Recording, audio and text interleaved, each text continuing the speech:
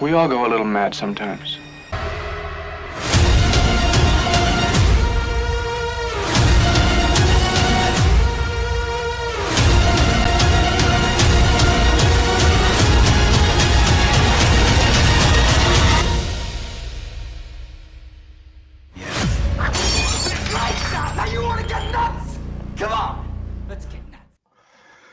All right, you guys know what time it is. It is Thursday, March 30th, 2023. And you know what that means. Another new episode of the Mad Chatter. I am Jelly Fingers Comics, and I am here with my brother from another mother, J1A Bob. How you doing? You know me, brother. I am doing great. It is another night of the chatter. Yeah. We got a nice show tonight, I think. We certainly have an interesting one. Just chatting before we went live, I already learned something new that I didn't know. So I'm excited to see what knowledge you can drop tonight, and maybe I'll tell you something you don't know. Who knows? Oh, dude, I know there's plenty of stuff I don't know about it because, like 2008 time frame, that was like brand new marriage, like newborn baby, busy time of life. Yeah, that would not been like me deep into comics at that point. Yeah, you're not reading your entire pull list at that point. Yeah, I'll be honest. At that point, I don't even have a pull list. Yeah, I mean, in a similar situation I've been in where I've been overwhelmed. I've literally had probably stacks like this in probably 10, 15 piles, unsorted, unread. And what happened? They just went into a box. That's right. Never read them. So there's a good chunk, I would say, from the early 2000s in that area that I should probably go back and catch up on stories. Not that there was a whole lot of big banger stories in the early 2000s, but certainly like to fill in some gaps. And dude, well, I think what we're talking about was one of the better stories that came out, and the precursor to it. Yeah. The precursor is hands down, probably the best story that they did in the last 20 years. Yeah, well, we got to let them know we're talking about Secret Invasion. Exactly, That's what we're talking about. Disney is getting ready to release in June. See, that's what they announced the 28th. That it was going to be June 21st or 23rd or something like that. It's probably going to get pushed, and then the 29th, they removed it, and it now says coming soon. Yeah.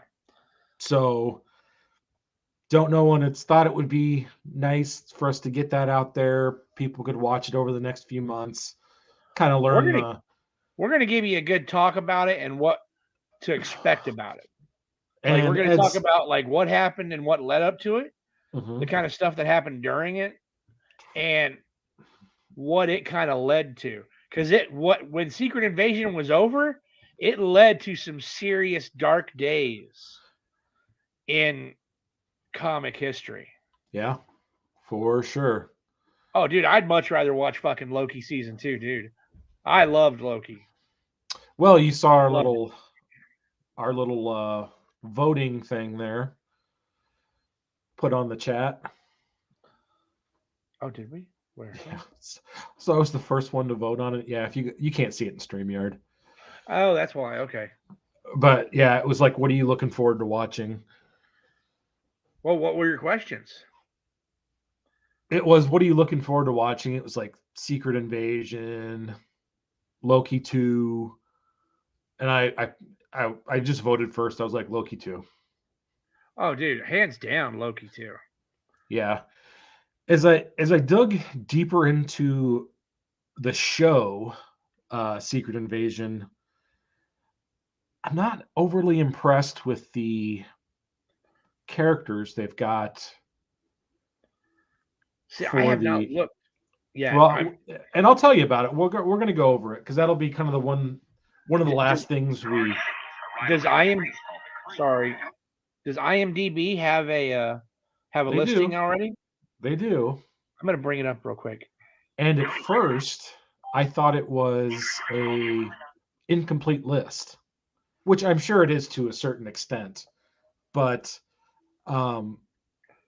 everything I read corroborated kind of these were the characters, and it was I don't know. I hope, I don't know how the show's going to go, but I'm already like, oh man, I want more characters in this.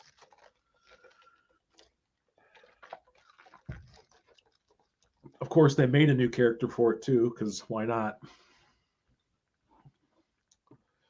Oh, and it's opening day for baseball too today.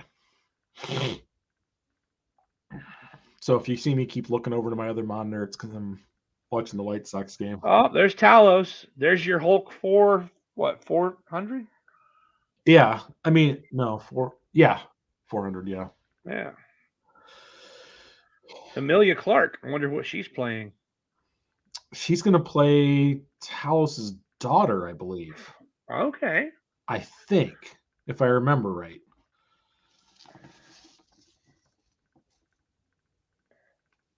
Yeah, she's a Skrull named Gaia, which is the daughter of Talos. That is a very, very, yeah. It's a very bare bones list. Like seriously bare bones. Like none of the people that are supposed to be in there are in there. Got a hot take from Davin. He thinks Tom Hiddleston's the second best MCU actor besides Robert Downey Jr. I mean, I don't have a hard list or anything, but I mean, and I'm not going to say Tom Hiddleston isn't phenomenal, but I mean, there's some pretty. There's a valid point. I mean, I could argue for or against that either way, honestly. Oh yeah, absolutely. But yeah, I mean, Robert Downey Jr. period is Iron Man period. I mean, there's just I honestly can't argue against. For real. And honestly, I also what's her tits? Black Widow. I mean, what is her name? Scarlett Johansson. Scarlett Johansson. I don't think she does a terrible job. I mean, from the very beginning when she was in Iron Man as the secretary, all the way through, I think she did that secret agent well. I'll be honest. They could have put anybody in for Black Widow. Like, if they changed from Scarlett Johansson to somebody else, I wouldn't even care. Like, I wouldn't be like, oh, I'm super bummed. I'd just be like, yeah, okay. Well, they're going to do Yelena Belova, but but still. That Florence Pugh that plays her, she is a smoke show. And I also like Doctor Strange. I think oh, he's pretty damn good too. Chester Cumberpot, Chester Copperpot does an amazing job as Doctor Strange. And I know that's not his name. I'm making a Goonies reference, okay, guys? Chester Copperpot. Don't you see? Don't you see? We did talk about that last week, didn't we? Yeah. About the Goonies. Yeah, we talked about Goonies. Dude. Like we talked about the trifecta for oh my dude, my brain is just off today. Oh, I know. Sean Austin. There you go. Oh, that's right. Yeah. That's right. Well, I figured we could start deep diving into what Secret Invasion is. Kind of. Oh, yeah. Kenneth Bird, what's up? I just kind of hit the. I'll give you a basic overview, and I won't dip too hard into the back stuff because I think you've got a good video. I do. So, Tom Holland is Superman or Spider-Man is your up there. He's pretty good. He's pretty good. I'm not against him.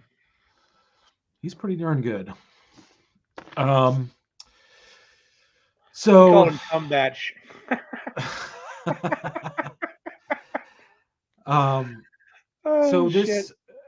So Secret Invasion. So you could say it kind of all goes back to the kind of the starting of it would go all the way back to the 60s with the Avengers story arc that basically the Kree Skrull War. You could say it started back there. That's kind of where you're introduced to the war. You meet him at the very, very beginning. You meet him in like Fantastic Four #2.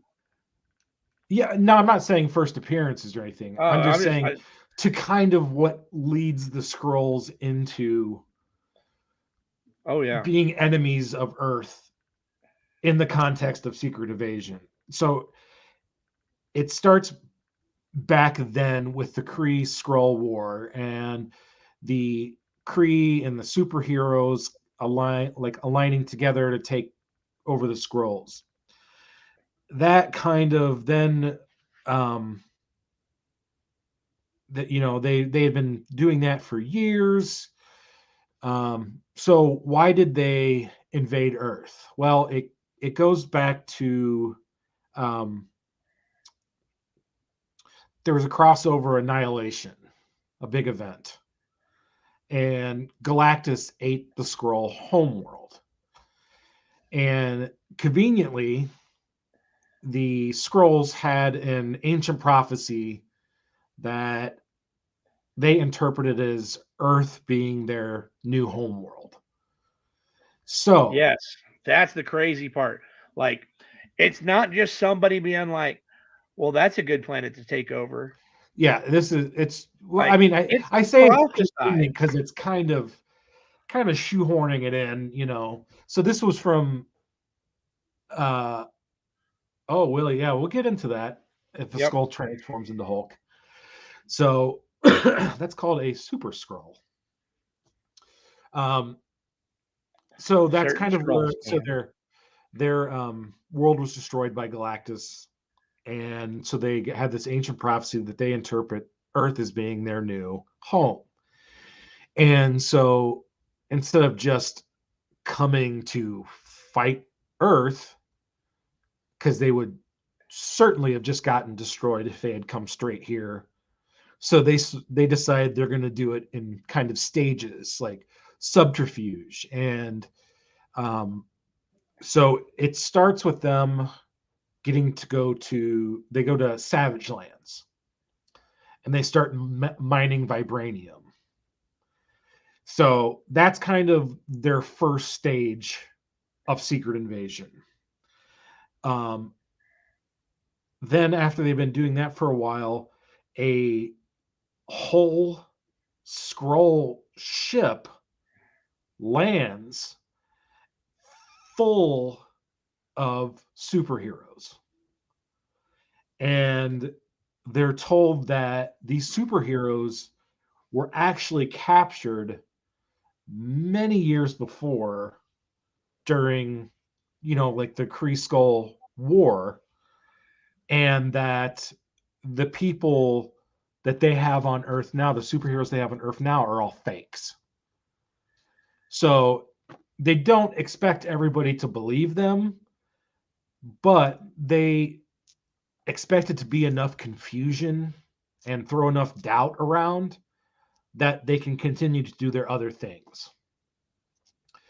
So, but as well as superheroes, they start impersonating world leaders and things like that.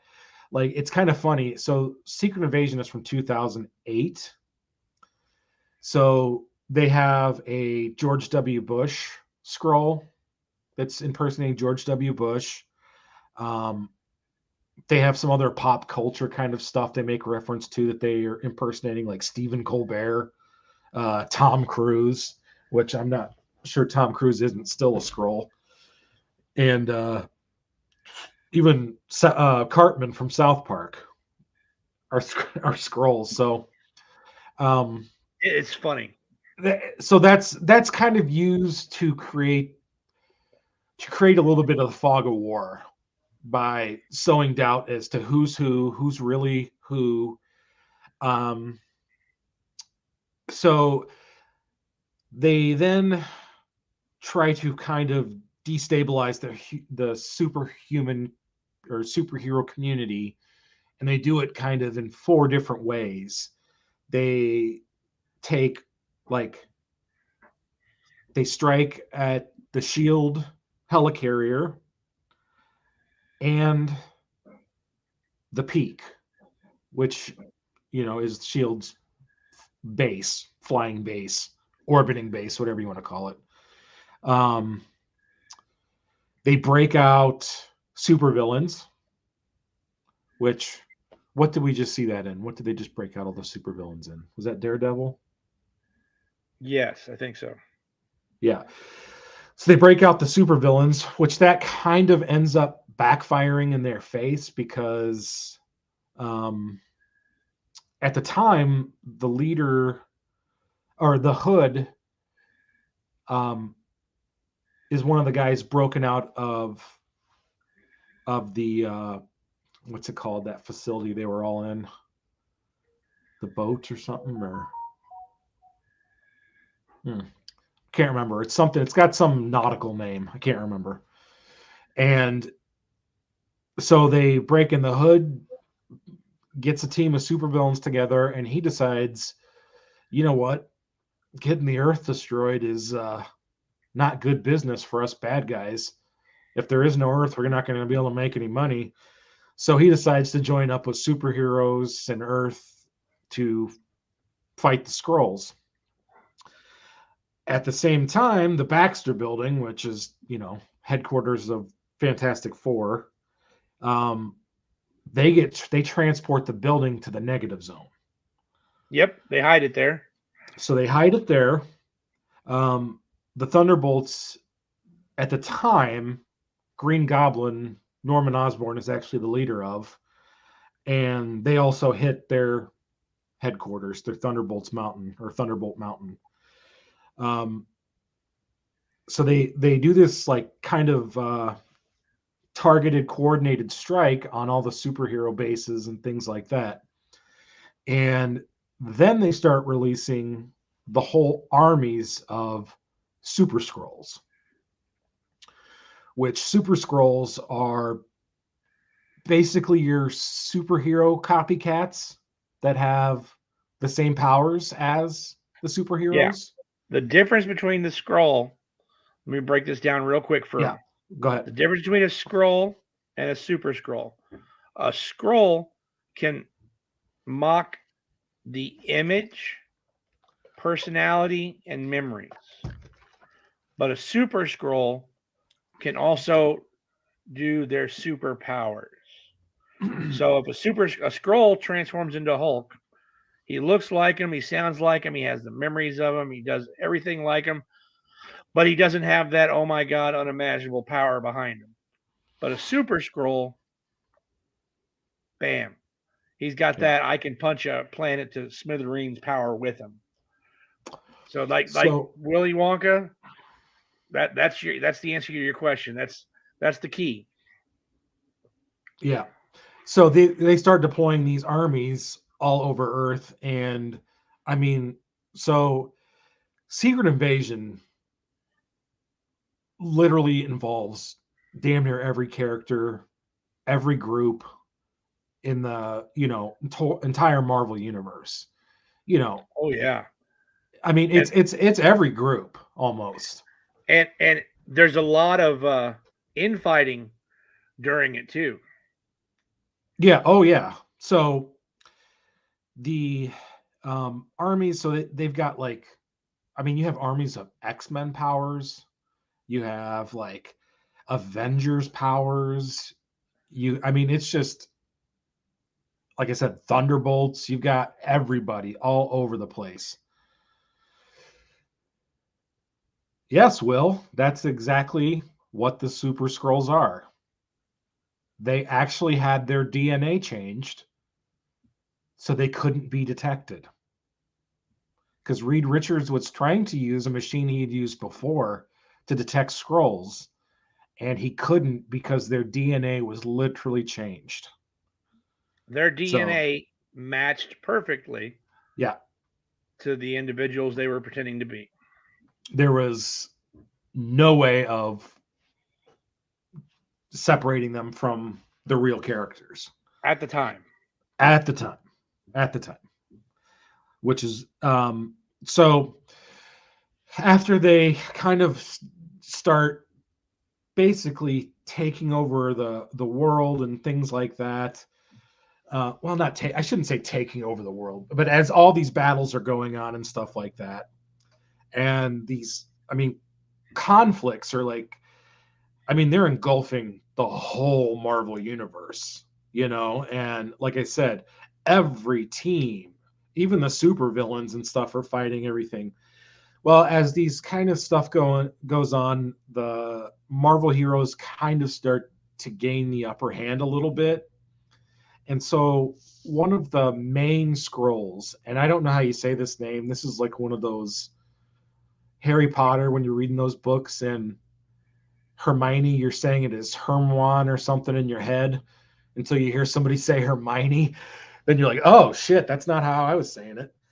One of the Skrull, I can't remember if I think she was a queen. She's the queen. Skrull queen. Yeah. She's the queen. Varanki. So she kind of starts to activate her final her kind of coup de grace. She has weaponized PIM particles that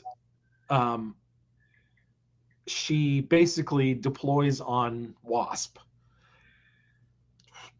And Wasp starts to grow like exponentially. And she's like just getting larger and larger. She's about to like explode. And Thor uses like cosmic energy to contain the blast. And Wasp dies. Now, as this is going on, Green Goblin hits her with can't remember what the weapon was. It was a special weapon. It gets talked about. Okay, yeah, I can't remember what it was. I know it'd been used before, but I can't think of what it was. And that's basically the defeat of Varanki or whatever. Kind of brings the invasion to the end. That kind of completes the story in that sense of the invasion. Now, I want to talk about kind of the main players, and this is something like the story. One of the biggest players in it isn't going to be around because he's dead. What do you mean? Iron Man. Oh, yes. How the fuck? That's the only thing I don't like is how the fuck are they having Secret Invasion with Iron Man dead and gone? Because at the time, he's the leader of S.H.I.E.L.D. He's the leader of S.W.O.R.D. Yep. Right? Mm-hmm. How the hell can we do this story without him? It's very interesting because they're gonna have to Samuel L. Jackson him. Yes, put him back in charge of S.H.I.E.L.D. and put him in charge of S.W.O.R.D. So interestingly enough, leading up to the show Secret Invasion, we've already seen the Skrulls in No Way Home. So Nick Fury was a Skrull in No Way Home. So we've seen that. Was he? Yeah. Yeah, don't you remember Skrull being in there? Or that what's yeah, Talos was, or no, it wasn't. Yeah, yeah, it was No Way Home. Yeah, I was trying to think. Then I was like, oh shit, wait, was that Captain Marvel? Was that a No, was that was it that was in No like Way a Home. end scene or something?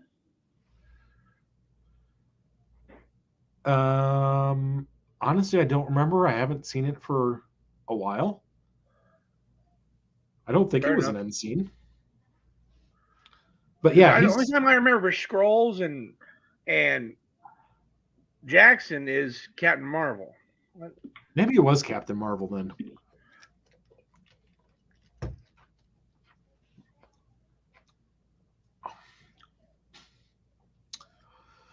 Now I gotta look it up. I'm almost positive he was in No Way Home too as the Skrull.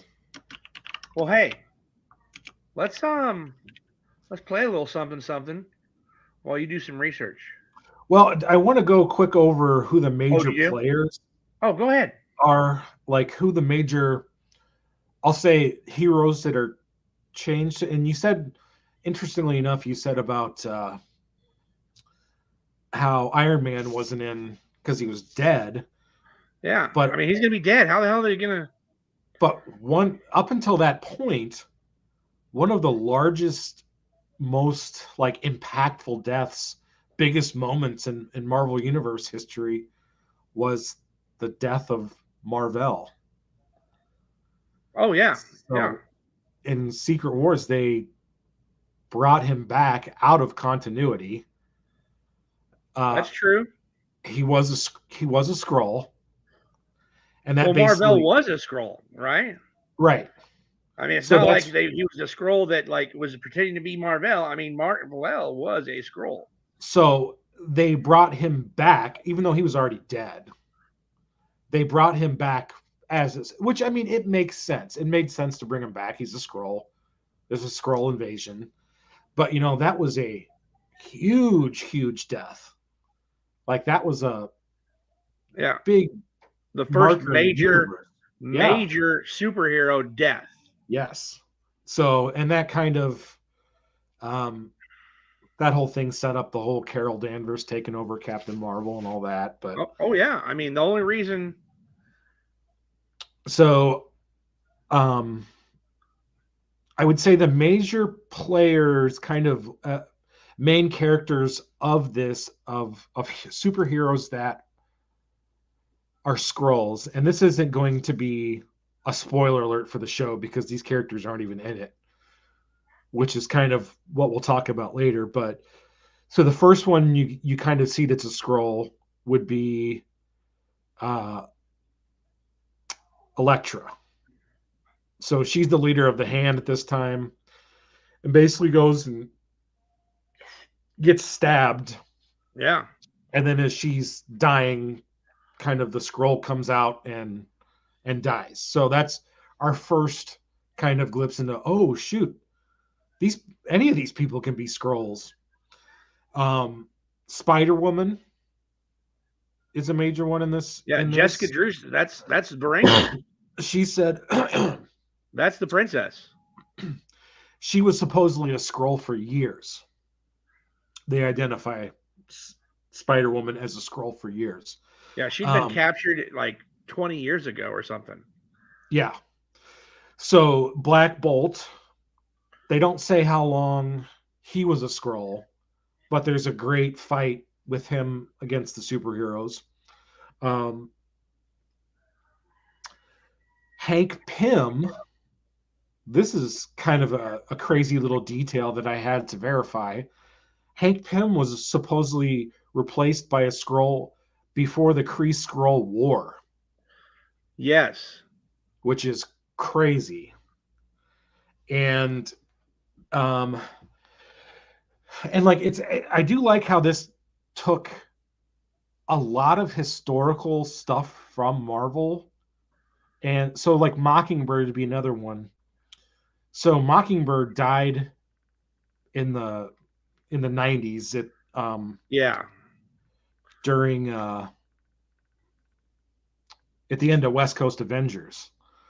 So she dies then, but apparently the skrulls hid her body and replaced her. So the whole like Hawkeye getting married to her, his whole marriage, everything, and he everything. Married a Skrull. Yes, he was never married to Mockingbird. It was a Skrull the whole entire time, and that's all according to the Secret Invasion continuity. This is all in continuity, right? Yes, correct. So these are things that happened within this crossover event. So, but there's a lot of people out there. So guys, listen, take this with a grain of salt. There's a lot of people out there that probably up to about 1985, say pretty much everything after that was out of continuity, because that was about right when they started doing all this crazy stuff. Once you put so much history on a character, then and these are all creative people making up stories and changing canon to make sense in their stories. Yep. There's not a whole lot of continuity left for any character. There's not. But I just wanted to throw that out there, because like it's all actual, consecutive issue story stuff, right? It's not new story runs or new lines or things like that. I mean, there are tons of books out there that are separate from like Secret Invasion 1 through 8 that are like Hulk. I don't even remember what, like there's Hulk titles that are consecutively numbered, and then at the very top of it says Secret Invasion at the top. Yeah. I mean, there's Avengers books. There's all sorts of them. Oh yeah, I mean, they all tie into it. It was the Marvel universe. Like, yes, I did the basic points, just the outline of the story, because with everything that I said was probably 7 or 8 issues. Yeah, for like 1 month. Like it was across the board. I mean, Secret Invasion. So the actual Secret Invasion story, titled Secret Invasion, was only 8 issues. 8 books. That's it. 8 issues. But it crossed into just about every major Marvel title going at the time. I think it was everything. I don't know. If you do a Secret Invasion, let me see. There's a list out there. There's a list out there. Yeah, if you do reading order. Yeah. Because that's a lot of times, if there's an event I missed or a DC event, I look for. I do reading orders and stuff to find out what order to read them in. So I'm just trying to see how many books there were. Well, you talk about that. I'm going to talk about a little something else that I want to talk about. That I think really ties 98 into it. books, 98 issues. So so chronologically, guys, this is happening. The Secret Invasion happens literally right after Civil War. Yeah. Right? So you have Iron Man being appointed as the leader of S.H.I.E.L.D., the leader of S.W.O.R.D., right? Well, okay, in Civil War being the story arc that separated the heroes into 2 different camps. Like 2 straight up, we're going to have to fight this out factions. And one being led by Tony Stark. And the other being led by Captain America. One being wanting restrictions on superheroes. Yeah, restrictions. Well, I think Tony Stark wants to not battle. I think in that sense, because I've read it, and I love it. I own every bit of it. And sure. I own all the trades and trade paperbacks and all the additional stories. Mm-hmm. Like, to me, Tony Stark did not want to go to war with the government. No. You basically had 2 factions that were diametrically opposed, but like still this is big kind time of where the X-Men tie-in. Oh, yes. Was in Civil War, because this actually leads into the whole Sentinels and everything else. Like Tony Stark was told what could happen. Well, and this has been an ongoing story arc in X-Men forever. Yeah. You know, the Civil War kind of thing where you have people that want them registered and controlled versus the people that just want them to be left alone and do their own thing. It's kind of the same thing in Civil War. So Civil War is not really an original idea in the sense that X-Men have been doing it forever and continue to do it.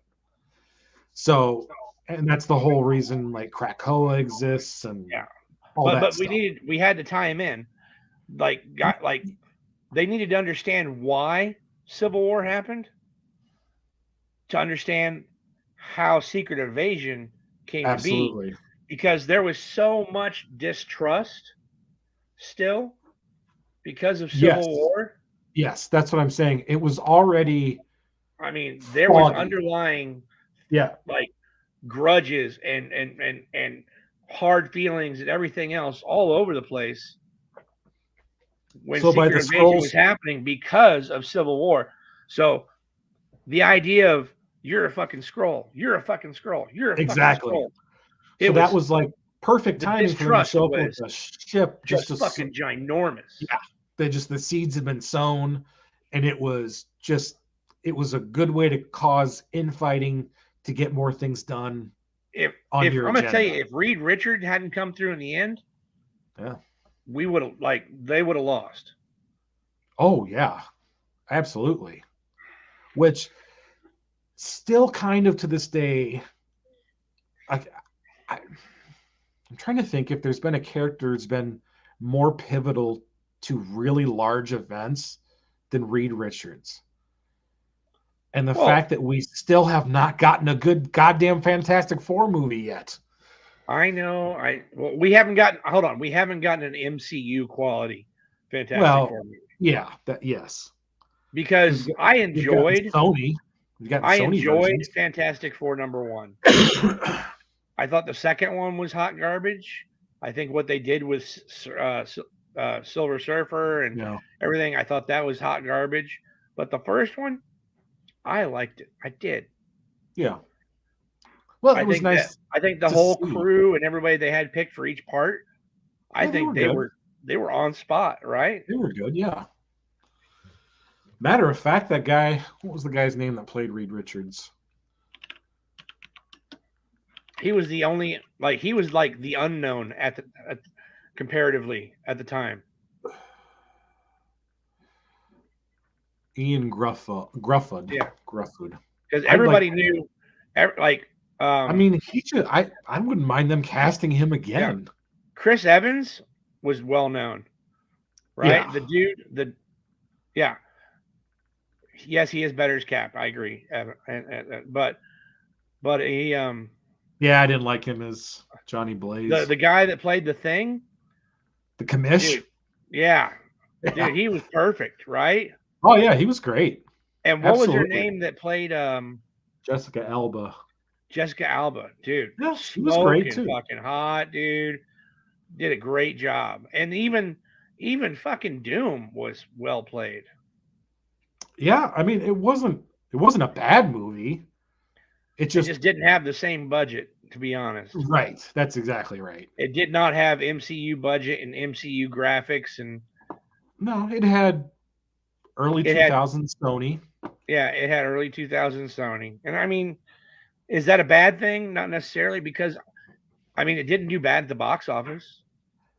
Yeah. No, it didn't. No, not at all.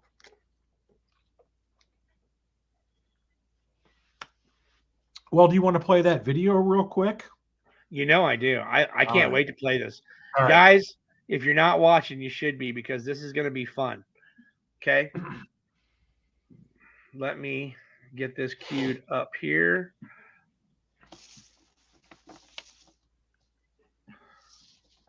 All right, here. Hold on here. Present. Share screen. With audio. Share. Okay, are we ready? So ready. Conflict, combat, and all-out war are par for the course in the Marvel Universe. But did you know that one of the greatest battles ever may have been started by a couple of hypnotized cows? Believe it, Bessie, because today we're talking about a secret invasion that almost changed the world forever on Marvel's Long Story Short. What makes this cow so important? Well, it wasn't always a cow. Oh, wow. I was a Skrull this entire time. Skrulls are an alien race known for their green skin, bumpy chins, and their ability to shapeshift. It comes in handy when you're trying to infiltrate other planets or playing celebrity. One of their first attempted invasions of Earth involved them pretending to be the Fantastic Four, which the actual Fantastic Four wasn't too happy about. And so Reed Richards hypnotized them into thinking they were cows. You're getting sleepy, very sleepy. Also, you have black spots and others that love being milked. Which made them actually turn into cows. This news didn't go over well back on the Skrull homeworld. No one turns my subjects into hamburger meat. But things just kept getting worse for the Skrulls. They kept fighting with their arch-enemies, a rival alien race called the Kree. Tony Stark created a secret group called the Illuminati just to boss the Skrulls around. Stay off of Earth. And their homeworld got turned into a midnight snack for Galactus. And so the Skrull Princess Varanki decided it was time to find a new planet. And hey, look at this convenient ancient prophecy I found. It says Skrulls are destined to take over Earth. What a lucky break. Meanwhile, back on Earth, Tony Stark was feeling pretty good after being put in charge of S.H.I.E.L.D. and the Avengers. The Mighty Avengers, TM. Things were seemingly getting back to status quo after the events of Civil War, but then Spider-Woman showed up with a surprise. Who's that? Elektra. Was she always green? She was not. While a team of Avengers was fighting the super-secret criminal organization, The Hand, it was discovered that their leader, Elektra, had been replaced by a Skrull. If Elektra is a Skrull, that means anyone could be a Skrull. Tony called two of his best science buds, Reed Richards and Hank Pym, in for help. These Skrulls are different. This They is can't great. be detected by magic, super senses, telepathy, or even my armor. Oh shoot, that's my Skrull ship has crash landed in the Savage Land alarm. You go. We'll examine this Skrull. Yeah, neither of us is a Skrull. You can totally trust us. JK, I am a Skrull. Bet you're sorry you turned us into cows now, dude. While Reed was busy getting turned into silly putty by Skrull Pym, Tony headed to the Savage Land with some other Avengers to check out the crashed Skrull ship. But Luke Cage was there too with some of his rival team of Avengers. Whoa, we're the real Avengers? No, we're the real Avengers. Did someone mention the Avengers? Why'd you have to go and make things more complicated? All of these heroes looked, acted, and had the memories of the real people. So who was who? Which Avengers were authentic and which were Skrulls? Quick, say something only the real Tony Stark would know. I dye my goatee? Everyone knows that. But it was about to get worse because this was all a distraction to launch even more attacks. A Skrull Sue Storm activated a portal that started sucking the Baxter building into the negative zone. A Skrull Captain Marvel attacked Norman Osborn at Thunderbolt Mountain. And a Skrull Jarvis uploaded a virus at Avengers Tower that took out all of Tony's defenses, including the S.H.I.E.L.D. helicarrier, as well as Tony himself. While the Avengers fought the Avengers, and also the other Avengers, Tony dragged himself to an abandoned science lab in the Savage Land. I'll have to rebuild my suit using nothing more than the scraps I find here. If I hadn't already done the same thing in a dirty cave, this might be hard. But then Spider-Woman shows up with another surprise. I'm actually the Skrull Princess Varanki. Gotcha. And you're a Skrull too. No, that's not true. That's impossible, I think. This is really freaking me out, man. Meanwhile, the Skrulls continued to attack Earth. But they tried to convince everyone it was cool by airing a bunch of phony celebrity testimonials about how great it is to be part of the Skrull Empire. The Skrulls are fantastic. Doom approves of his new Skrull overlord. Back in the Savage Land, Skrull Spider-Woman was still messing with Tony. You are a Skrull. No, I'm not. Yes, you are. No, I'm not. Yes, you are. Yes, I am. No, you're not. Wait. Once he came to his senses, Tony fixed his suit, then went to help the fighting heroes, while Varanki headed out to lead the Skrull army. All right, let's figure this out. Raise your hand if you're a Skrull. If no one's gonna fess up, I'm just gonna use my Skrull identifying cannon on everyone. This is awkward. Reed had escaped the Skrulls and in the process discovered that they were undetectable because of info they gathered during the Illuminati's mission to the Skrull homeworld. Back in NYC, Nick Fury led a team of Earth's heroes in a battle against the Skrulls. Avengers, assemble! Wow, that really worked. But now Tony, Luke, and everyone else who ever called themselves Avengers was here. Even some villains showed up, united in their fight against a common enemy. Good to see you, buddy. Don't talk to me. Well, almost united. A lot of people were still upset at Tony about Civil War, but they still fought side by side. The Skrulls suffered significant casualties, but still refused to concede. You'll never be able to fully stop us. We'll keep coming back again. Whoa, crack shot. Whoever did that should be running the show. Norman Osborn. What was that you were saying about me running the show? That's right. The shot that finally put Frankie down was delivered by none other than Green Goblin himself, Norman Osborn. Maybe I should take back what I... Norman's act of heroism made him so popular that the government fired Tony and put him in charge of S.H.I.E.L.D. Don't worry, I won't abuse this power.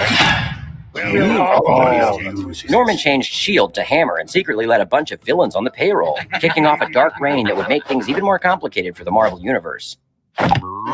It's true, but we'll have to save that tale for another episode of Marvel's Long Story Short.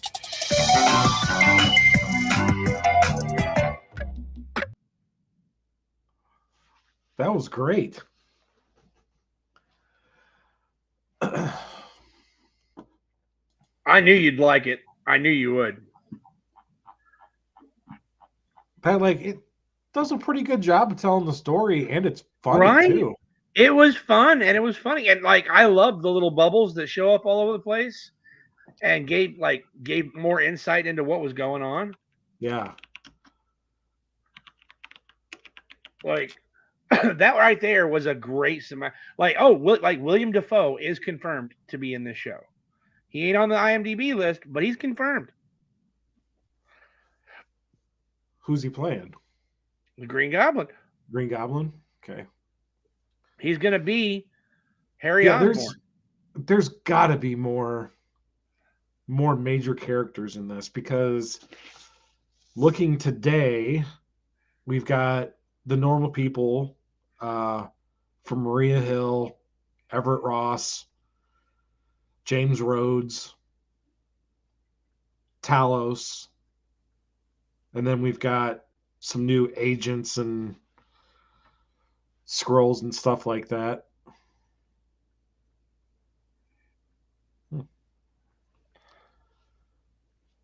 Michael's Comics 54. I did not know that. What? And who's Michael's Comics 54? I don't know. Do we have a new watcher? Maybe. Welcome to the show, Michael's Comics. Make an FF movie. You wanted to play the thing. Huh. I didn't know that either. Yeah. Say that back in his commish days. Wouldn't that be fun? Dude, there's so many comic book nerds in the actual movie industry. Oh, it's yeah. Amazing. J2, it's J1. What's up, buddy? That always gets me. What was that? What were those things called? Long Story Short or something? Long Story Short. Marvel's Long Story Short. I want to see what other ones they have. There's tons of them out there. Oh, it's a digital series. Yep. Oh, Secret Invasion is the first one on there. That's funny. But it's a good one. It is a good one. So like I was talking, right after Secret Invasion, I said it leads to some bad times, and it does. Yeah. I mean, so well, the video touched on it a little bit. Norman Osborn gets put in charge of S.H.I.E.L.D., right? And he teams up with Justin Hammer, and they rename it Hammer from Hammer Industries. I don't know what I don't remember what the acronym stands for right now, so don't ask. But it is an acronym. And then the female Loki, and it gets pretty interesting. I'm hoping the female Loki's in it even. I typed in H.A.M. First thing that came up. A hammer is a tool, most often a hand tool. Oh. Yeah, thanks. Thanks, man. J2, you need to go back and you don't have to watch from the beginning, but at least rewind about maybe 8 minutes, and you'll see an awesome video that we put in. Although this whole episode's all about Secret Invasion. They've never revealed what it stands for. What Hammer stands for? Interesting. Yeah, it's a good video. It's from Marvel's animated series, long story shorts. They're all digital releases, but they're good and they're fun. I couldn't find a bunch. I'm not sure if there's only a handful of them, but it looks like they started doing them in 2020 though. Yeah. So I would have thought there would have been more. Oh shit. Tie game. Yeah, so what game are you watching? White Sox Astros. It's game 1, man. Who cares? Well, we got to start our undefeated season somewhere.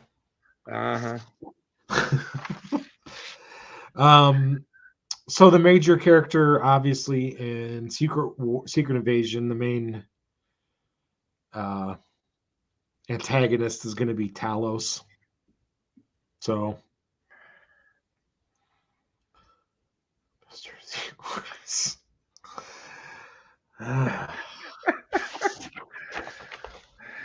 oh, thank you, bud. That's a good one. Breaking news. Breaking news. Figured out what hammer means. What slab you looking for, J2? A schlab.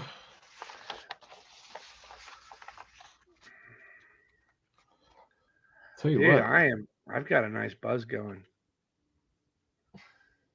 From what? My tweaked my back a little bit, so I took one of my good pain pills. Gotcha. I've got that nice tingly. That warm, fuzzy. Yeah. Let's see. I What can't else? take these too often, but I don't take these too often, so I feel pretty good right now. I have never taken a pain pill ever. No idea what they feel like. Yeah. Never for any reason. You never had like surgery or anything where you got like morphine or anything? Nope. Oh man, dude. I mean, I had my tonsils out when I was a kid, but I don't know, my wisdom teeth, I just had them do local. Yeah, when I did my wisdom teeth, it was local and then anesthesia. Yeah. Yeah, Pete, I saw he was had 8 strikeouts when we started doing the show, so he's gonna keep it up, don't worry. Oh, he ended it with 10. Not bad. They got roughed up for an earned run. Oh well. Not too shabby. Oh no. But Secret Invasion is gonna really in the little video we showed, you get a clip as to why the Skrulls had to invade Earth. Yeah. And this is all going to tie into the future, right? I think we're going to get some cameos from the upcoming Fantastic Four members. I don't think we're going to have major part players, but I'm thinking at least cameos in the show. Really? Think about it, man. It's the perfect time to kind of try to introduce them a little bit. I mean, they've already been leading this way with, Hulk leaving on the Kreese ship and so for you guys that don't know, the whole reason was because Galactus ate their planet. And I'm still a follower, still a believer that Fantastic Four is going to be Galactus and Silver Surfer. Fingers crossed. From your lips to God's ears. That's fingers crossed. Knock on wood. but that's what it should be. 3-1. That's Game what it over. should be, Fucking if you ask Houston. me. That's how you bring them in. That's how you bring them in big, and that's how they should. Because Fantastic Four, more so than the Avengers, more so than the X-Men, the Fantastic Four were probably the most pivotal comic book heroes of Marvel. There would be no one else without the Fantastic Four. The whole reason Marvel exists today is because of Fantastic Four. Right? And Stan Lee. I mean, period. That's not up for debate. That's facts. So when they bring them into the MCU, they've got to do it fucking big. Yeah, I mean, we have. So, Michael, we have to be getting a Hulk Wolverine at some point. Dude, we talked about this. We said we have the idea for a perfect movie, right? Did we? Yeah. They could literally make a movie out of Hulk 180, 181 and bring Wolverine into the fucking Oh, that's MCU. right. I thought Michael was a genius. It turns out we are. But they don't own the rights to do a standalone. Well, that's true. DC Hulk is why movie. the MCU's here. You know? Yeah. But how amazing would that be for freaking the Hulk to rip Wolverine in half, throw him halfway across Canada, right? And that's the introduction of fucking Wolverine. Like, and that's how they could play it in the Deadpool movie, right? Oh yeah, yeah. I'm very interested about what's going to happen in Deadpool 3. And I honestly, the Deadpool movies, they're okay. I loved them. I mean, I know people because do. I'm a snarky smartass, and I love that kind of shit, and I think it's funny. So I'm not really a fourth wall guy. That's why I never really got in with like Deadpool, or She-Hulk and stuff like that. When he does this, and that, boys and girls, is how you do it, right, dude? I'm like, yes. I just enjoy it. I get why people do love it. I'm not going to say it's because it doesn't take away from the story. It just it's like those little minute seconds in the story where he's separating himself from the story and connecting to the audience one-on-one kind of deal. Yeah. And like, let me tell you what's really happening here kind of deal. And then he's right back at it, you know? I mean, I just enjoy it. Deadpool does it better than anyone. She-Hulk was okay. I mean, She-Hulk was the originator. Yes. But yeah, Deadpool. I mean, and I'm not saying Deadpool isn't a great character. He is. But it kind of takes me out of the story. Like it takes me out of the rhythm and kind of stuff like that. Not saying there's anything wrong with it. Just not my jam. Not my jelly. Now would I want every character to do it all the damn time? Oh, that'd be super annoying. Fuck no. Yeah. But Deadpool's one of those snarky, smart ass characters where he gets to do the little, just like She-Hulk was, the attitude and the snarkiness, and it honestly is very funny. Yeah, the writers are really good at writing for him and her. I just don't. It's just not my style. I just don't like reading that style. I'm not saying it's not good for what it is, because it is very good. And if I was a fan of that, I think I would love Deadpool. And I mean, Ryan Reynolds is, speaking of perfect actors for perfect characters, right? Pretty perfect for Deadpool. He's pretty perfect for me, dude. If I was going to go gay, that's the way I'm going. Yep, that's exactly right. I read comics. Can't Ferris Bueller it every time. God, yeah, but God, Ferris Bueller's so good. I mean, also a great movie. But yeah, I don't want every movie with the aside on everything that's happening. Like, honest to God, would I want Wolverine mid-stab to turn over and go, you know, maybe I shouldn't kill this guy? Now, no. That being said, that better happen in Deadpool 3. And it should. It should. And I'm hoping I'm hoping I'm hoping, dude, that he does it more of a mock. That's what it should be. Yes. It should be. Absolutely. 100% it should be.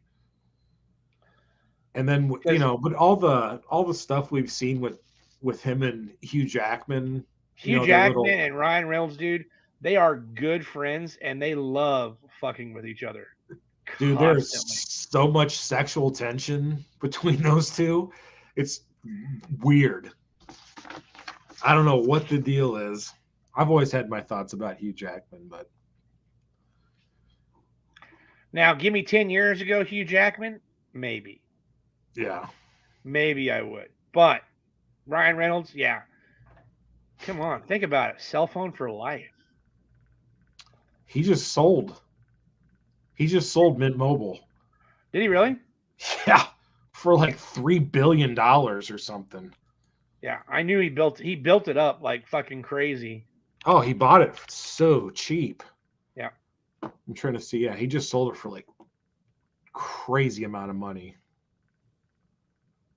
Who did he sell it to? I can't remember. I think it was T-Mobile. $1.35 billion. Yeah. And he's married to Blake Lively. And he's beautiful. It's just not fair. All right, so do me a favor. Name me your favorite Ryan Reynolds movie. Ooh, I would say my favorite would have to be Van Wilder. That right there is my number 2. And my there's nothing better Waiting. than when they're eating the donuts and the guy's like holds it like this and it's dripping down to his mouth and he's like, "Oh, it's still warm." Oh God. That right there, dude. Oh my fucking God. Yeah, my number 2 would be Waiting. Waiting's another great one. Yeah. Dude, 2 but early ones. Yeah. I mean, I can remember when he was on that show, Two Guys in a Pizza Place. Yes. Remember right? that? I mine are more recent. My number 1 is much more recent. It's hold on. What's going on? Oh, sorry. I got my number 1 is Free Guy. Wow, that's very recent. I just absolutely, dude, I've watched that movie 20 times. I find it so fucking funny. I absolutely love it. Don't get me wrong. You know what? I didn't even hear about that until it was out. Was that? Yep. Was it straight to video for COVID? Yes. Okay. Well, it went straight to streaming first. Or straight to streaming, yeah. Yeah, it went straight to streaming. All of a sudden, it showed up, and I was like, "What is this? I never even heard of this." Dude, I thought that movie was just so fucking good, and I the premise for it's hilarious. Yeah, right. Like complete AI. Yeah, I mean, he's had a lot of really good movies. Even the one where he traveled in time and came back to save himself. As a little kid? Yeah. That was good. I really liked that. What was that? That was called? Another really good one. Hitman's Bodyguard. What was it? Adam Project. The Adam Project. Hitman's Bodyguard with Samuel L. Jackson. That was really good. Red Notice, another great one when he played with freaking The Rock. Didn't see that one. Didn't see Red Notice? Bodyguard. Oh, dude, it's good. I haven't seen either one of those. Oh, dude, they're both really good. Are they? Yeah. Yeah, I was just trying to think of. Like I said, I remember all his stuff from a long time ago.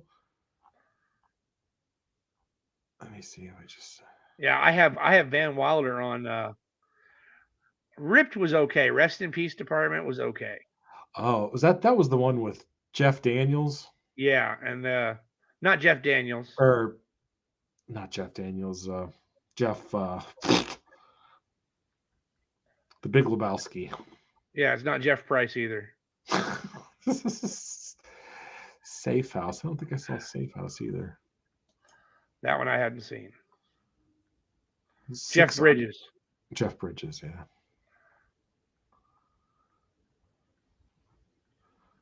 Looking back on his. But wait, hold on. I gotta play this. God damn it! You know, swimmer, you are too far. Return immediately.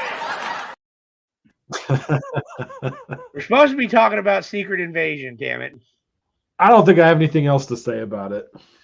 I do. I like so. I'm really excited about this one because if they do it fucking right, it's going to lead into the story where we get Fantastic Four. Well, it's going to lead into the story where we get, oh my God, Red Hulk and all those other guys. Yeah. Thunderbolts. So, right. We're going to get it should really start tying all of these guys that were like the movies that are coming. So we've already had. We should be getting cameos of all these fuckers. Major story arcs made into movies and stuff. Yeah. So this being another major story arc within the Marvel Universe, but this time we're going in series form. So instead of having 2.5 hours to tell the story, you now have 8. So this should be the best thing Marvel's ever done. Should be. If you think about it, what they've done. If they do it right, it should be. With the story arcs in the movies, and now you have more time. Hopefully the quality's not in the crapper. Dude, if they at least give it a Mandalorian budget. If they just. I mean, honestly, if they just give it a Mandalorian budget, it should be amazing. I think the closer they stick to the actual story that's already been written, the better it will be. And is amazing. Because the story is phenomenal. Now, are you going to be able to get 98 issues worth of things into 8 hours? Negative. I doubt it. But there's also a lot of stuff that happens outside of the main story arc that doesn't need to be in there. Oh God, yeah. Like if they literally just do the main story arc right, they'll be fine. Yeah. But like for me, like the reason why I'm excited about it, honest to God, is because of all it should. I mean, I'm just saying it fucking should. I'm not going to say it is. I'm not saying it is. It fucking should lead us into Thunderbolts, Fantastic Four, Galactus, like all this shit, right? All these major players and major characters and shows that we want to see, that we've been fucking dying to see, should be leading into them. Yes. Now, X-Men were not big players in Secret Invasion, other than a little here. Other than the fact that they were there. Yes. Like they're part of what they were much more involved in Civil War than they were in. Yeah, I mean, Secret Wars literally kicks off with the Illuminati. Yes. So, should we be seeing Xavier? Should we? I hope so. We should be. I loved seeing fucking him in goddamn. What was it? Oh yeah, what did they have the Illuminati in? What was that little scene? Doctor Strange 2? Yeah. Yes. Doctor Strange 2. Like that was amazing. Yeah. And I know they lasted I know fucking Wanda killed him in like seconds, but I don't care. Yeah. In all reality, Professor X should have ripped her mind apart. Well, try this on for size. He's one of the only ones that actually had, like, of that group. If Black Bolt if Black Bolt would have just acted instead of letting his mouth get sealed, he could have done something. But Professor X, he's kind of a pussy anyways. He's always afraid to hurt somebody like that. Nibble on this for a second. What if the Illuminati were Skrulls? If he would un-Superman and just fucking do it, yeah, he would have grabbed her fucking brain and ripped it right out of her fucking skull. But hey, whatever. Well, but I mean, he can also tear reality apart with his mind. So I understand why he's a little hesitant to go balls. I know. But what if those guys that got their ass handed to them by Wanda were actually Skrulls? Wouldn't that be interesting? Well, so here's the thing, right? Yeah. They can be in the next movie. All of them can be in the next movie because that was another universe. Mm-hmm. That was all multiverse. But it certainly is. If Marvel fucks this up, I might have to take a little break from the MCU. I hear you. Do you think any of these new characters are going to be in it? Like America Chavez, Ms. Marvel, let me look at the thing. Scar. Is it not Scar? What's fucking Hulk's kid's name? Sklar. Is it Scar? Yeah. Sklar. Yeah. Like, do you think any of these guys are going to be in it? Because they've slowly been introducing us to the next generation of MCU characters, right? Like Niobe, Black Panther. They have. I mean, what's the fucking Iron Man? Ironheart. But Riri Williams. Thank you. Yeah. They won't bring Miles yet, Willie. They're not going to bring Miles yet. I honestly don't know. Sony owns Miles. Yeah, they own all Spider property. And I think they're going to wait, and I think they're going to do Miles. I think they're going to do like they have with the last 2 Spider-Man movies, huge major blockbuster events. Yeah. I think they're going to do the ultimate Fallout storyline with when Holland is ready to retire. That's when they'll bring fucking Miles in. Dude, is he 30 years old yet? Yeah, but the thing, at some point, he's going to be like, I don't really want to be Spider-Man anymore. They all do, right? All those guys do it. He's 26. Yeah, that's true. Do you think Robert Downey Jr.'s character would be dead right now if he wasn't done playing Iron Man? No, I get it. Yeah. I absolutely get it. But I mean, that's yeah. Jay, dude, it's going to be massive. It's going to be the biggest Spider-Man movie to date.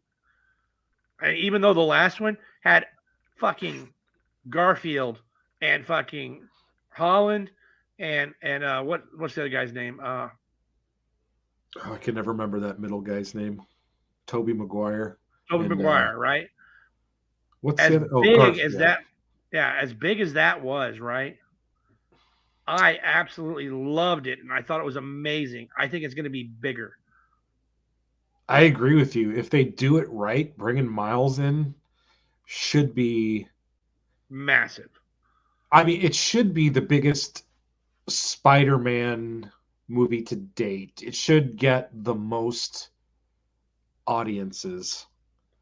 Because Miles is a good character that brought a lot of people into comics again. Dude, brought the young kids. It brought in an. I'm not. This is gonna sound wrong, but I don't give a fuck. I know what you're gonna say. It brought not a race of people, but it kind of did. I mean, it made black comics. It brought them into the mainstream MCU, right? I mean, let's look at who they'd had prior to, other than Black Panther. Everybody else had been kind of second-rate characters. I mean, Luke Cage was second-rate character. Well, let's be honest. I mean, Luke Cage was blaxploitation. Yes. When he came out. So, but yeah, when Miles came in, there you've got a kid of mixed ethnicity. Yep. Which, you know, all of a sudden you've got a lot of kids of mixed ethnicities that are like, oh shit, that kid looks like me, or, you know, oh shit, I could be Superman, you know, like, or Spider-Man. Dude. You know, so so when they bring him in, it should be a very large event. Like, it should bring in a lot of money for Sony and Marvel. Like, it should get a lot of people to the theaters to see a Spider-Man movie that weren't seeing one before.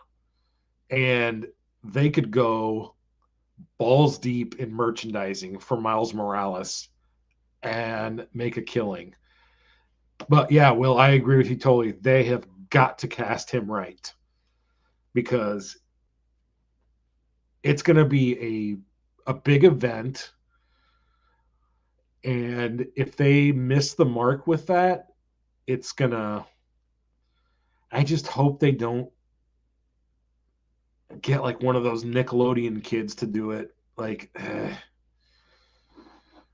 need to catch somebody that's like the Fannings and stuff, where they're like just weirdly good actors and actresses, even when they're children.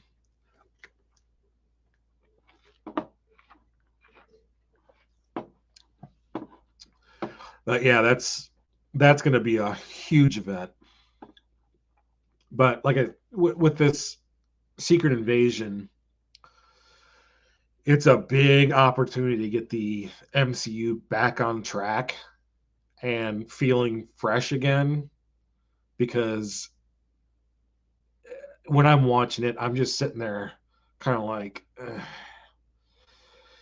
yeah, it's comic book stuff, and I'd rather watch that than some stupid reality show. But, you know, like, the stories aren't as good. They're not getting me drawn in. The characters they're choosing aren't, at least for me, the most exciting characters. So, like, Loki, can't wait to see Loki 2. Loki 2 is going to be exciting.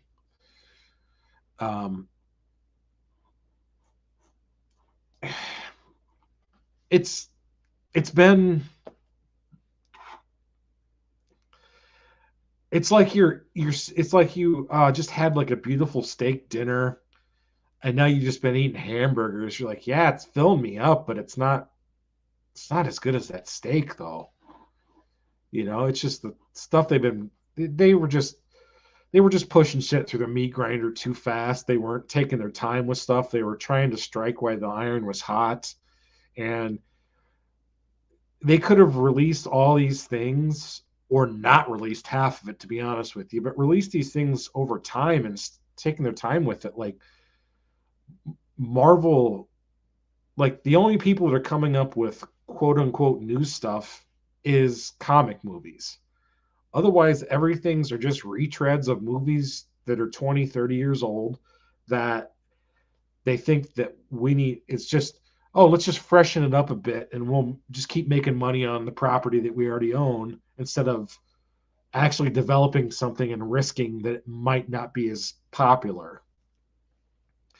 But, well, we're about about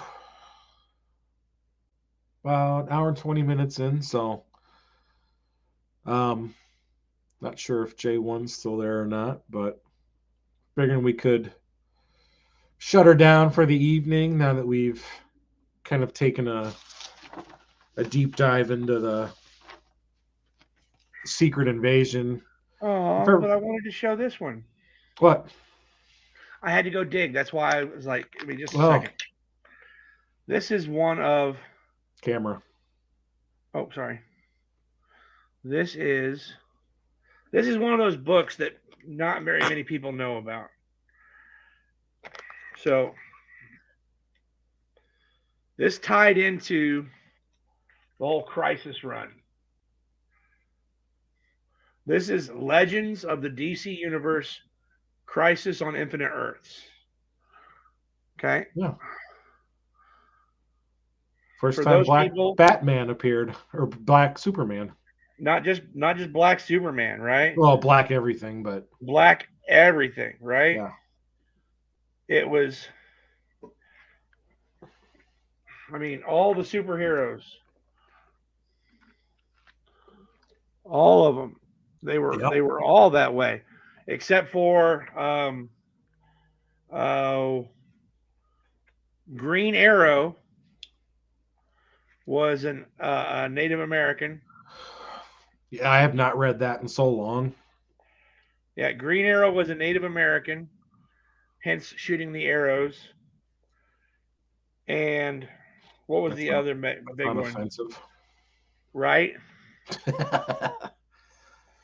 And I want to say Green Lantern was Asian, or he was like half black, half Asian. Blasian. That's what my buddy calls it. Yeah, I think that's what most people call it. Like he's Blasian. Like, look. Yeah. Tell me that's not like a That's what I'm stereotype. saying. That's like, my name is Green Arrow Kimosabe.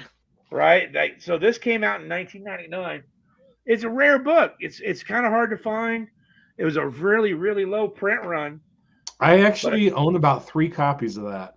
I do too. Yeah. But I think I sold you one.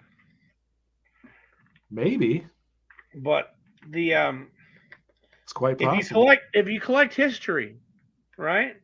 I mean, it's not necessarily the most appropriate book.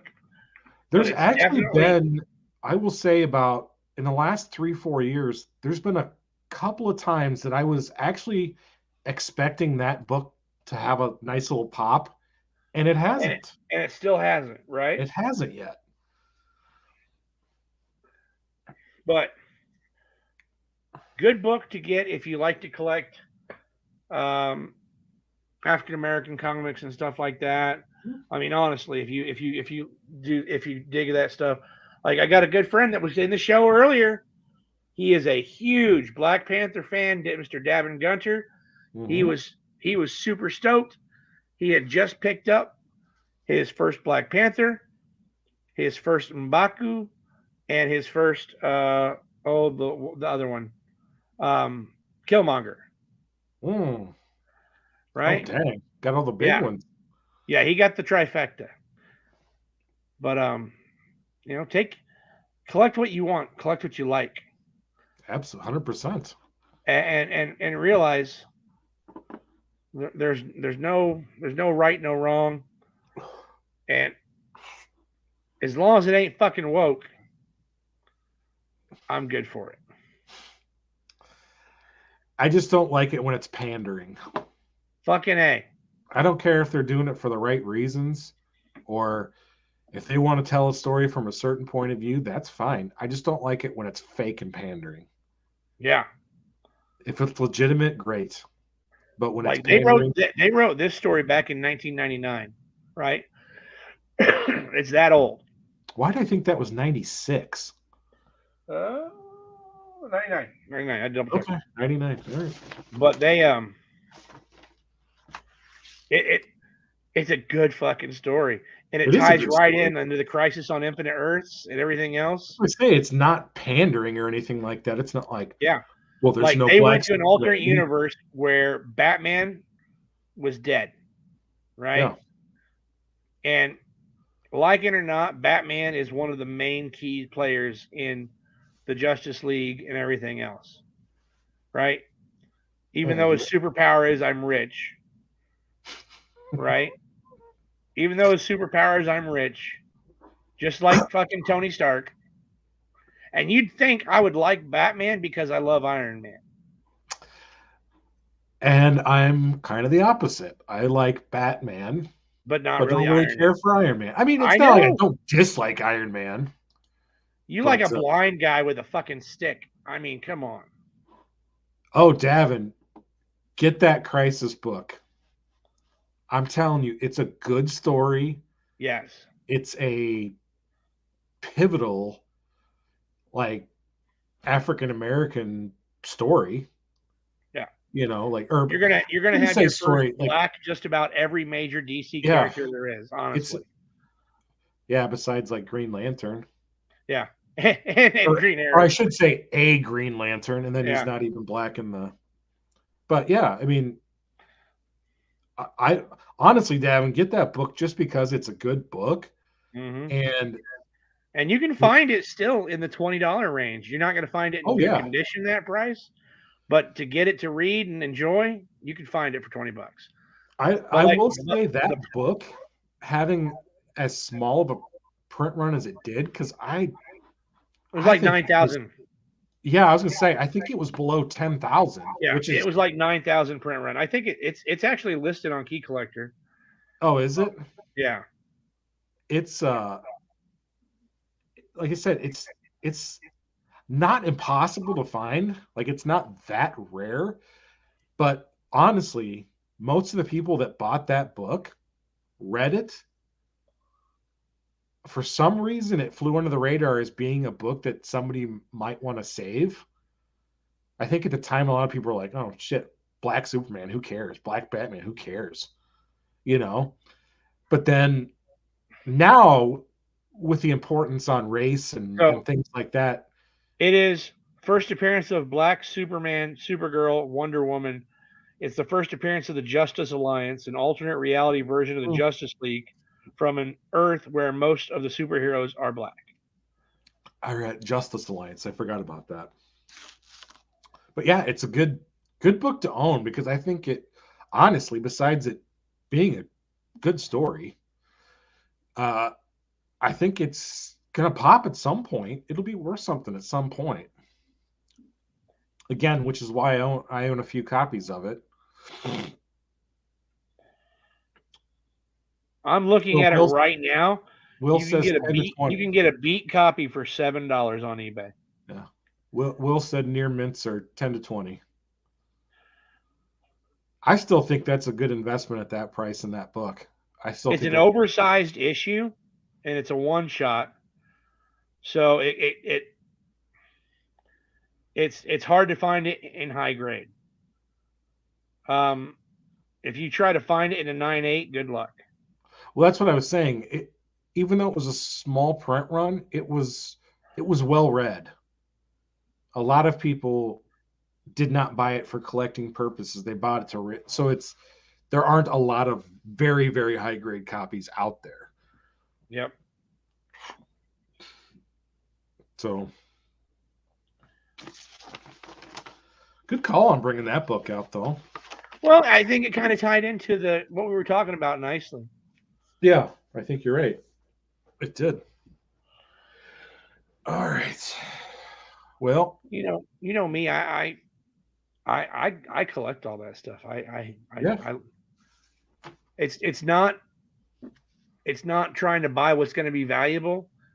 It's trying to buy what I think is pivotal, and I care about. You know. I agree. That's kind of how I collect as well. I like things that have historical value, and it's not always the first appearances and things like that. And I think there's a reason why in those apps like Key Collector and things like that, they will actually list key moments and stories as a key issue, which for the world we're in right now means nothing. Like people don't buy and resell on storylines. You know, which is sad. It is sad. True. It's sad and true, but and those are kind of the books that I do collect, are those major story or. Let me show you a book I don't usually buy. I don't usually buy ratios and stuff like that, but I'm getting ready to purchase this. I haven't closed the deal on it just yet, but I'm getting it. This is Meet the Skrulls #1, the 1 in 50. Who's the artist? It is. I'm trying to think who that. Robbie Thompson.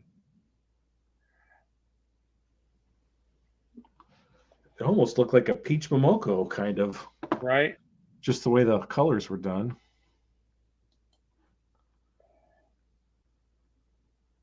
I want to tell you for sure, just so I don't screw it up. Oh no, it's Nico Henriksen. Okay.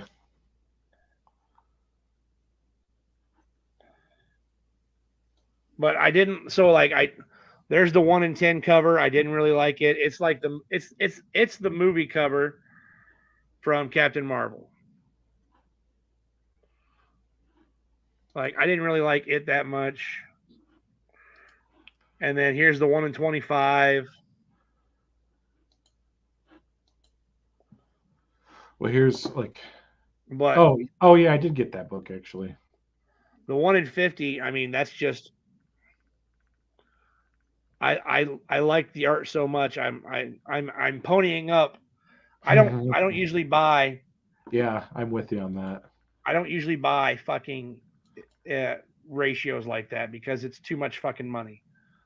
So I was gonna say, like, we were speaking about this earlier, and so this would be a book that I'm interested in because this is the death of Marvel. Yep. Now, does anybody collect this book?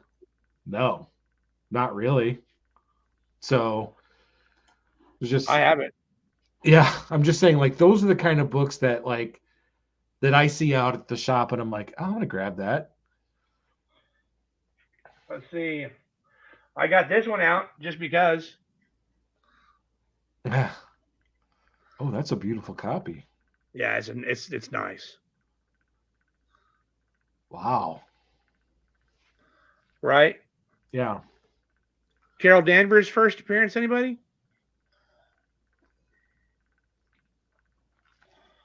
But it is what it is. But yeah, I Oh, that's funny.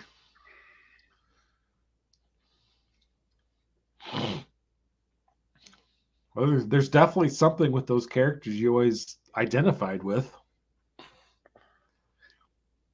Maybe the way they looked or something. Oh, the type of characters they had. I don't know. Dude, damn it, I get it. Have you ever seen? Like, I know you've seen part of my PC because I send you pics, right? Like, my PC ranges from like Golden Age, like veteran stuff, right? Like, they were given to the fucking Vietnam veterans, to fucking like Bronze Age fucking keys. I still, to this day, one of my top 5 favorite characters, and it's just because he looks like such a badass, is Blade. That's right. And it is purely on nothing else. Doesn't matter. He's black, white, nothing else. He just looks like a badass. Dude, Wesley Snipes saved Marvel. We've talked about this one too. We've talked about it. We've talked about that before. He did. It's kind of the same. It's kind of the same way I felt about the Matrix. Yeah. Like seeing Neo in the Matrix, I was like, God damn, that's just badass. Dude, absolutely. You know, it's just don't know why, but it's just something that really spoke to me. Could you imagine anybody else as Neo? Oh boy. Or for that matter, as Blade. No. I mean, we talk about perfect castings and stuff like that. Wesley Snipes was pretty damn good.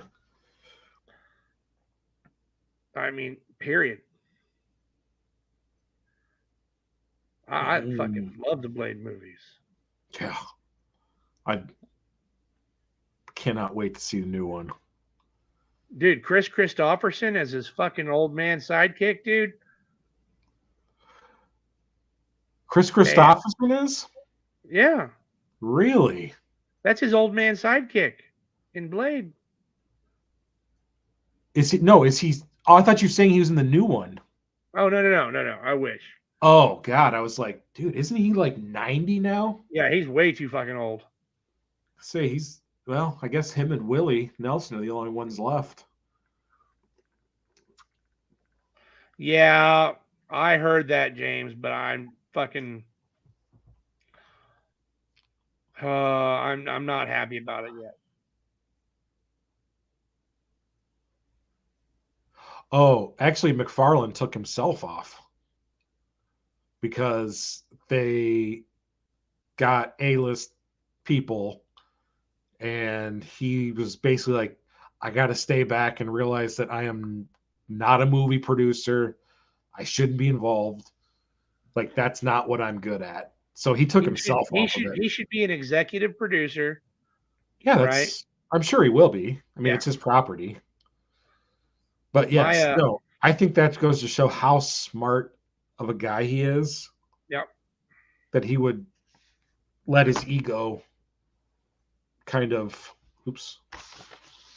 take a back seat. So, and I hope that's for the better. I think that's why the first one wasn't that great. I still love the Spawn. I thought John Leguizamo I enjoyed it, but was awesome. Yeah, John, but he was the only good part of the whole fucking movie. And Michael Jai White was pretty good, but really, I mean, he's not going to be Jamie Foxx good. Yeah, but I thought he was pretty good.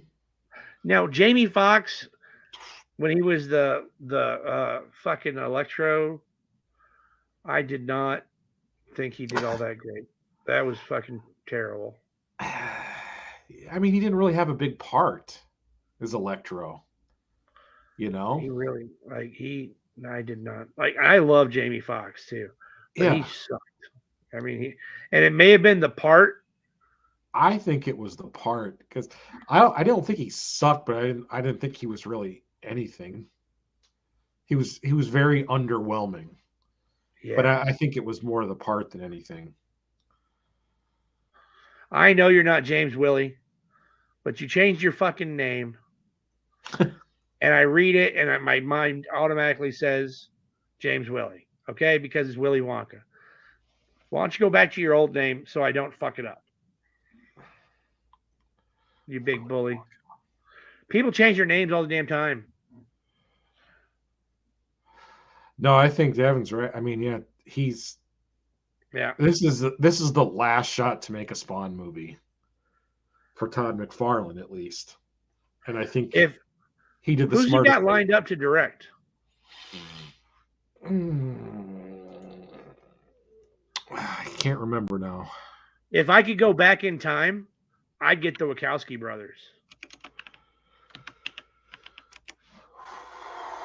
Honest to God, but since now it's today, I couldn't use the Wachowski sisters. I'll tell you what, who I actually think would be really good at it, and this is kind of a crazy, wild thing.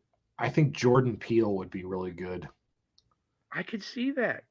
He's been doing some really phenomenal horror movies. And I think The Darkness of Spawn would be really, really good. All right, my last question before we call it a night. Have you seen the new Dracula movie coming? Have you seen the previews for it? Renfield. Yeah, at first I was like, Nicolas Cage, Dracula, huh? And I like Nick Cage. But then I saw the previews, and I'm like, this is going to be fucking funny. I don't think is it supposed to be funny? Yes, it's supposed to be dark. Like tongue-in-cheek kind of funny? Yes. All right. So like his love interest, the Asian lady? Yeah. She's a comedian. Let me look it up real quick. Let me see. Because, I mean, Nick Cage is. Oh, it's Aquafina. Okay. Oh, she's hilarious. Yes. Okay, so it is supposed to be a joke. Okay, well, Yes. it's gonna be fucking awesome then. Because if there's anybody that's more of a joke, it's Nick Cage. Yeah. He's debt free, so now he's finally able to pick and choose what he wants to work on. Yeah. Oh, that's funny. American horror comedy film. Yep. Yeah. Story by Robert Kirkman. Really? Mm-hmm. Okay. Yep. All right. All right, brother. If you guys Hour like and this, 40. It was a good show. yeah. Well, I was gonna say, if you guys like us deep diving into these different story arcs or stuff like that, let us know. So I have an idea for next week's show.